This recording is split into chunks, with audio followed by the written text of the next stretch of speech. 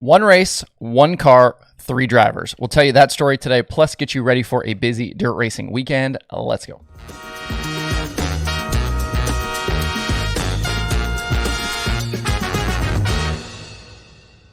It's Friday, July 29th. I'm Justin Fiedler. This is Dirt Tracker Daily. So we're going to start your Friday off with a little story time from Lincoln Park Speedway last night.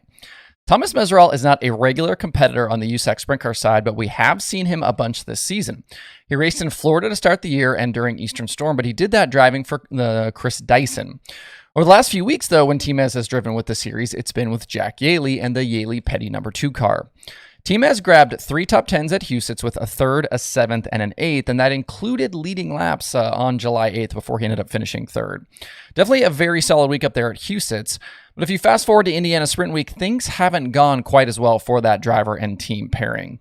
T-Mez did make the feature in the opening race at Gas City, finishing 15th, but not showing quite the same pace we'd seen at Huset's.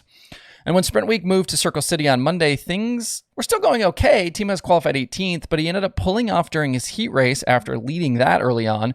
And then we didn't see the 2 car for the rest of the night. No C-main, no B-main, no feature. On Tuesday at Kokomo, Meseraull ended up the evening 16th in the B-main after just missing a feature transfer spot by 1 in his heat race. He ended up in an incident in that B. He was spun out after some other guys crashed as well, and he just took the car to the truck afterwards. I don't know if there was any damage to the car or if he just decided it wasn't worth it to try to drive back through the field. So now you have the background on Meseraull's recent history in the 2 car. Now let's get weird. Just before 4:30 p.m. yesterday afternoon, T-Mez tweeted that he arrived to Lincoln Park Speedway to find the team fitting a new seat into that car for driver Anton Hernandez. Meseraull said it wasn't the first time he'd been fired during Sprint Week and that, quote, apparently I don't drive the car hard enough, unquote. So the night's program starts. There was rain threatening on the evening. They get through damn near all of qualifying before the raindrops start to fall, but there were still just a few cars that hadn't taken time yet. So when things were stopped, Hernandez was way down the order, 46th quick, while Kyle Cummins was fast time. And now you're saying, but Justin, what does Kyle Cummins have to do with T-Mez and Hernandez? Well, let's get into that. So USAC waits out the rain, then works the track back into racing condition and restarts the program. During hot laps, the series tweeted that Cummins had scratched for the night with engine issues. And then curiously, in the final hot lap group, there was no Hernandez on track in his scheduled place. We then get into qualifying, and onto the track rolls the Yeley-Petty 2 car, only this time it's not T-Mez, it's not Anton, but instead Kyle Cummins in the car. Anton Hernandez also tweeted, well, that was fast with nothing else there. I love that.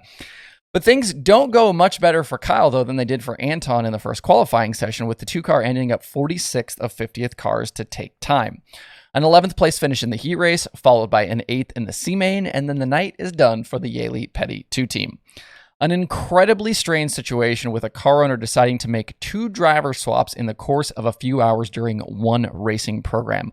I don't know that I've ever even heard of a situation like that where 3 guys thought they were the driver of 1 car in a single night.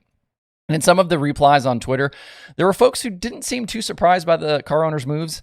And I don't know what went into the decisions, but this was an incredibly big mess. I haven't been a fan long enough to understand, any sort of backstory, any sort of history here, but a lot of people seem to not be shocked here. And what happens with that car tonight and for the rest of the week is anyone's guess. Later on in the evening, Mitchell Moles bagged his 2nd career USAC National Sprint car victory, leading 29 of the 30 laps. He did get a little help with a late caution that put him back to the lead after Brady Bacon had gotten around him. In the end, Moles topped Jaden Rogers and Bacon on the night for the win. Series and Sprint Week points leader Justin Grant had a 14th to 5th run, and he stays on top of the standings headed to Bloomington tonight. The DirtTracker.com analytics prediction formula likes Cummins tonight. I'll go Bacon, and I guess it'll like Cummins if he shows up and has a new engine. You can watch the remainder of Sprint Week all weekend long over on Flow Racing. At Fairbury this weekend, the 50,000 to win Prairie Dirt Classic for the World of Outlaws late model series takes center stage in the late model world. Tonight, the competitors will qualify and run 4 25-lap 3,000 to win showdowns to help Saturday night's field get set.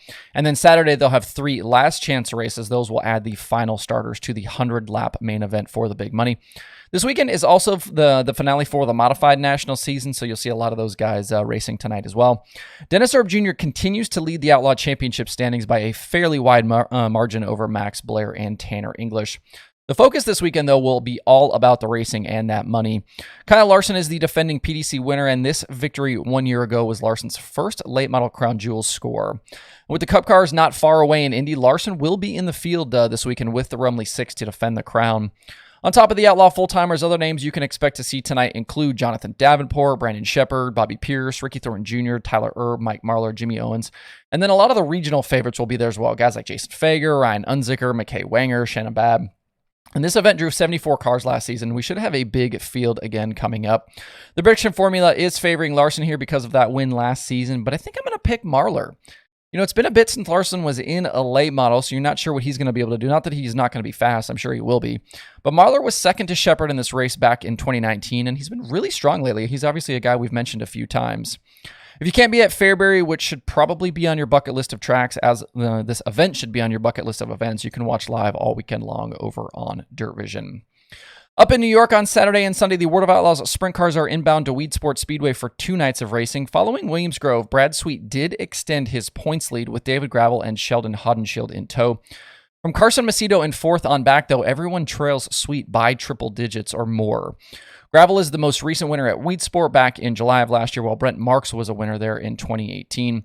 Both shows this weekend are 10,000 win, and then following these 2 nights, the focus then shifts back to the Midwest with the Ironman 55 at Peevely and the Knoxville Nationals coming up. The prediction formula favors Sweet for Saturday, and I think I'll agree here. That Williams Grove win could be the boost that team needed to really start knocking down some more victories as they chase this championship. If you aren't headed to Weed Sport this weekend, you can watch live over on Dirt Vision. And last night's racing was rained out, but the All-Stars are back at it tonight at I-70 Motorsports Park for the Race Rudine Foundation race. The series also has a date with Knoxville on Saturday night as well. Zeb Wise is the defending winner of this event, but 1 year ago it was at Kokomo and not I-70. Wise is now driving for the Rudine team, though, so if he could repeat that win, it would be a big night for that squad. Tyler Courtney is doing a nice job working on that championship defense, and he leads Justin Peck by 100 points coming into the weekend. Brian Brown won the I-70 race with the All-Stars in 2021, and he'll be in attendance tonight, but the formula likes the hot hand in Courtney, and I think I'll just go with that pick as well. The All-Stars will be live on Flow Racing both nights. In other results from Thursday, Matt Shepard topped Anthony Perego and Max McLaughlin at Orange County Fair with the Super Dirt Car Series. Shepard extended his points lead with his 3rd win of the season. Matt Covington led all 25 laps at 81 Speedway to handle the ASCS Speedweek event. It was his 2nd win of 2022, and he topped Wayne Johnson and Tim Crawley. Johnson now leads the ASCS points with Blake Hahn finishing 13th last night. Hahn is 19 out, while Crawley is 27 back. Speedweek closes out over the weekend with upcoming shows at Creek County and Salina. That happens Friday and Saturday. And with the Southern Nationals, David Payne won a rain-shortened feature at Tri-County last night. He topped Brandon Overton and Peyton Freeman. Tonight's race at Boyd's has already been canceled because of weather, so that means Corey Hedgecock will take his slight 12-point lead for the championship to Tazewell on Saturday for the 10,000 to win finale. Before we shut it down for the week, one news item for you from the Lucas Oil Late Model Dirt Series as reported by Dirt on Dirt. After nearly 5 years as an official with the series, the Kentucky Colonel Steve Francis has departed his role as the Lucas Tech Director. He told Kevin Kovac that he doesn't want to travel as much as he had been, and that he's going to take some time off before finding his next role in dirt late model racing. His wife, Amanda, is also leaving the series. She'd been handling their social media accounts. No word yet on who might replace Francis in the position. As is the usual, the streaming schedule is busy for the next few days. Well over 40 different races to watch tonight with plenty more to come over the weekend.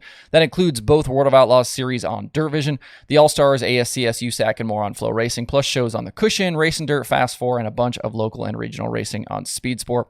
To see the full daily streaming schedule with links to watch, head over to dirttracker.com/watch tonight. It's wild to me how popular the streaming schedule has become. It's neck and neck with the main page at dirttracker.com for most viewed single part of the website. That was definitely not the case in 2021. So pretty cool that you guys use it that much and to see the growth of that page.